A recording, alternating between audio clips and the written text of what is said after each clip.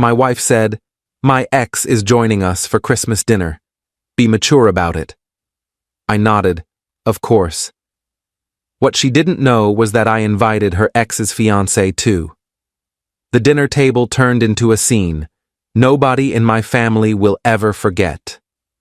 I'm Derek, 29, and I've been married to my wife Vanessa for 3 years. This Christmas was supposed to be like every other, my parents hosting, my sister and her kids running around, good food, the usual family chaos. Until 2 weeks before the holiday, when Vanessa dropped a bomb that changed everything. We were in the kitchen on a Tuesday night.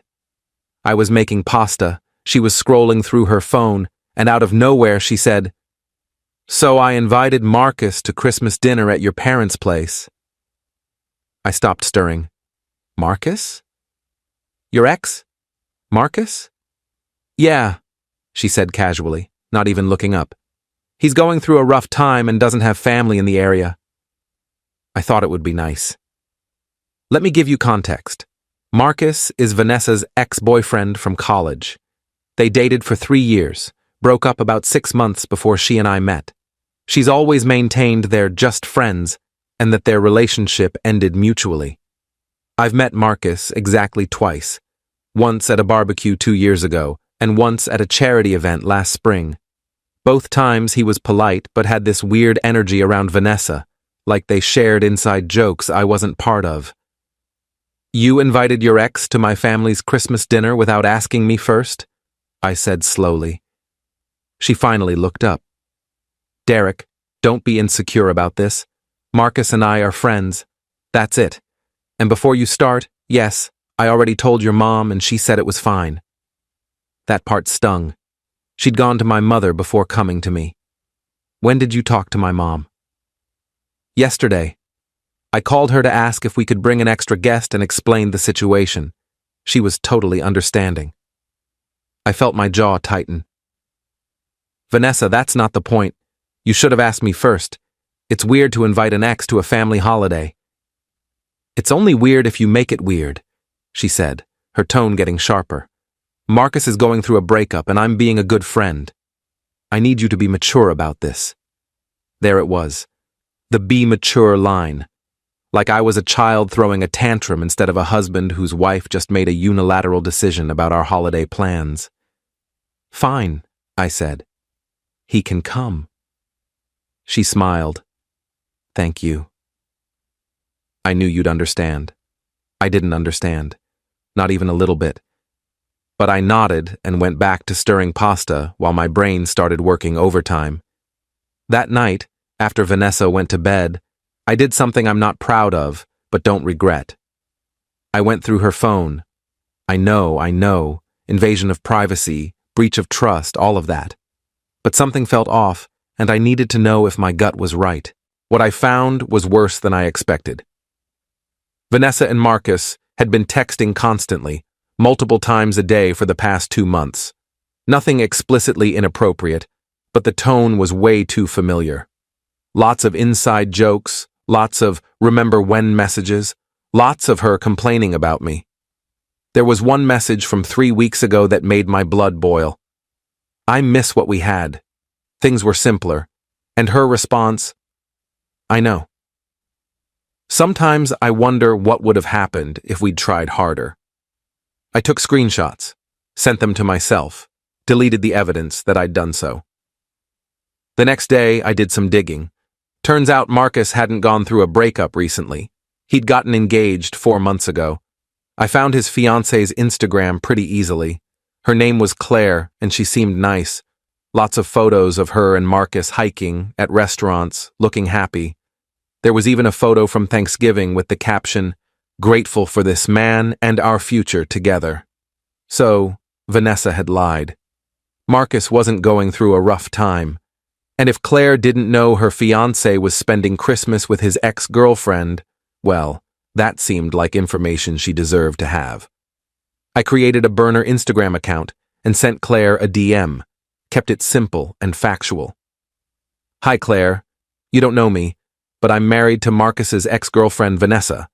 She invited him to spend Christmas with our family, and I thought you should know, since from your posts it seems like you two are engaged. If you want to talk, here's my number. She messaged me back within an hour. We moved to text. She had no idea Marcus was spending Christmas with Vanessa.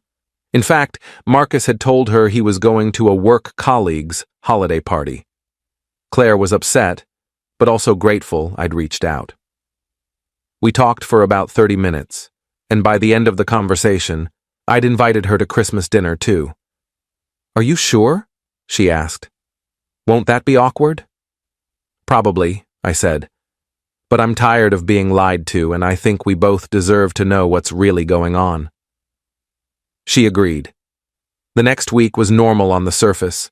Vanessa talked about Christmas plans, what dishes we should bring, whether we should exchange gifts with Marcus. That last part almost made me laugh. I just nodded along, playing the mature husband she wanted me to be. Christmas Eve, Vanessa was in a great mood. She kept texting Marcus about timing and logistics. I heard her on the phone with him that night, confirming he'd arrive at my parents' house around 2 p.m. She was practically giddy. Christmas morning, we opened presents at home before heading to my parents' place. Vanessa got me a watch I'd mentioned months ago. I got her a necklace. We smiled and kissed and pretended everything was fine. We arrived at my parents' house around 1 p.m. My mom had gone all out, full turkey spread, 3 types of potatoes, green beans, rolls, pies. My dad was watching football. My sister Lauren was wrangling her 2 kids. It felt normal and warm, and I almost felt guilty for what I was about to do. Almost. Marcus showed up at 2:15 p.m. He brought wine and a charm that made my mom love him immediately. Vanessa lit up when he walked in, gave him a long hug that lasted about 3 seconds too long. I shook his hand firmly, smiled, and said, "Good to see you, man." "Thanks for having me," he said. "I really appreciate it." We all settled into the living room. Marcus fit right in, laughing at my dad's jokes, asking my sister about her kids. Vanessa kept finding excuses to sit next to him, to touch his arm when she laughed. I watched it all with a calm I didn't actually feel. At 2:45 p.m. the doorbell rang. "I'll get it," I said, standing up quickly. I opened the door to find Claire standing there in a red sweater, holding a bottle of wine, looking nervous but determined. "You must be Derek," she said. "Claire," I said warmly. "Thanks for coming. Come on in." I led her into the living room. The reaction was instantaneous. Vanessa's face went white. Marcus literally stood up so fast he knocked over his beer. "Claire?" Marcus said, his voice cracking. "What are you doing here?" "I was invited," Claire said calmly, looking at me. "Derek was kind enough to include me when he heard you'd be spending Christmas with your ex-girlfriend." The room went completely silent. My mom looked confused. My dad muted the TV. Lauren's eyes went wide. "Derek," Vanessa said slowly, standing up. "What is this?" "This is Claire," I said pleasantly. "Marcus's fiancée. Marcus, I don't think you mentioned to Claire that you were spending Christmas with Vanessa. And Vanessa, I don't think you mentioned to me that Marcus is engaged. So I thought we should all spend the holiday together. You know, be mature about it." I used her words, her exact words. Marcus looked like he wanted to disappear into the floor. "Claire, I can explain." "Explain what?" Claire said, her voice shaking now. "Explain why you told me you were going to a work party? Explain why you're spending Christmas with your ex-girlfriend and her family without mentioning it to me? Explain why Derek had to be the one to tell me what you were doing?" "It's not like that," Marcus started. "Then what is it like?" she shot back. Vanessa turned to me, her face red now. "Derek, this is insane. You invited his fiancée to embarrass me?" "I invited her because she deserved to know where her fiancé was," I said calmly. "Just like I deserve to know that you've been texting your ex constantly and telling him you miss what you had." Her face went from red to pale. "You went through my phone?" "I did," I admitted. "And I found a lot of interesting conversations. Want me to share them with everyone?" My mom finally spoke up. What on earth is happening right now? Lauren was recording on her phone. I didn't stop her. Marcus tried to approach Claire. Baby, please, let me explain. Vanessa and I are just friends. She was going through some stuff and needed support. I wasn't going through anything, Vanessa snapped at him. What are you talking about? And just like that, their stories fell apart. Marcus claimed Vanessa needed emotional support. Vanessa claimed Marcus was the one going through a hard time. Neither story matched what they'd told other people. They were both lying, and they'd been caught. Claire looked at Marcus with disgust. We're done. Completely done. Don't come home tonight. Don't call me. I'll have my brother pack up your stuff. She turned to me. Thank you for telling me. I'm sorry I came to your family's Christmas, but I'm glad I know the truth. You're welcome to stay for dinner if you want, my mom said quietly, and I loved her for that. Claire shook her head. I think I need to go.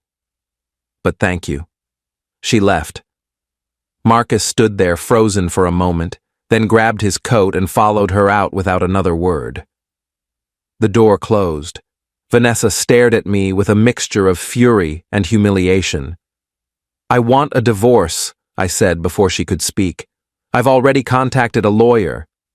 You can stay at your sister's place until we figure out living arrangements. Derek, she started. No, I interrupted. You brought your ex to my family's Christmas.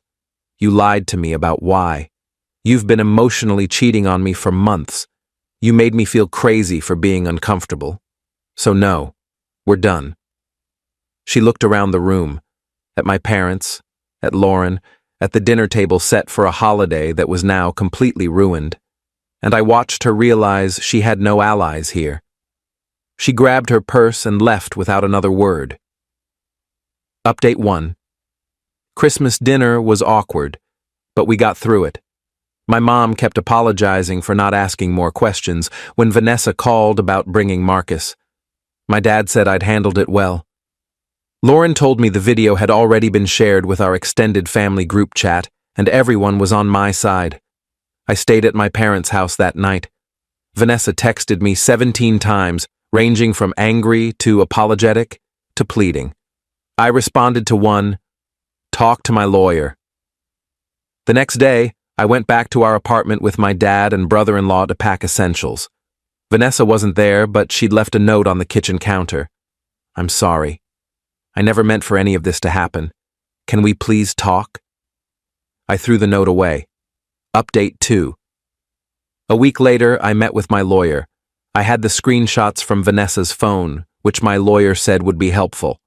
I also had documentation showing I'd paid for most of our shared expenses, which mattered for asset division. Vanessa moved in with her sister. She tried to reach out through mutual friends, asking them to convince me to give her another chance. Most of our friends sided with me once they heard the full story. A few said I'd been dramatic with the Christmas ambush. But honestly, I don't care. Claire reached out to me a few days after Christmas. She thanked me again and confirmed she'd broken off the engagement. She said Marcus had tried to claim nothing physical happened between him and Vanessa, but the emotional affair was enough for her. She'd dodged a bullet, and so had I. Marcus apparently lost it after the breakup. According to mutual friends, he blamed Vanessa for ruining his relationship, and Vanessa blamed him for ruining her marriage. They're both right. Final update. It's been 2 months since Christmas. The divorce is moving forward smoothly because Vanessa doesn't want to fight it. I think she's embarrassed and just wants it over with.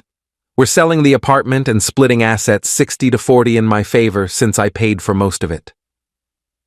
I've been staying with my parents while I look for a new place. It's been good. Lots of family dinners, game nights with my sister, quiet time to process everything. Vanessa sent me a long email last week. She apologized for everything, said she'd been confused and made terrible choices, that she never physically cheated but understood why I felt betrayed. She asked if someday we could be friends. I didn't respond.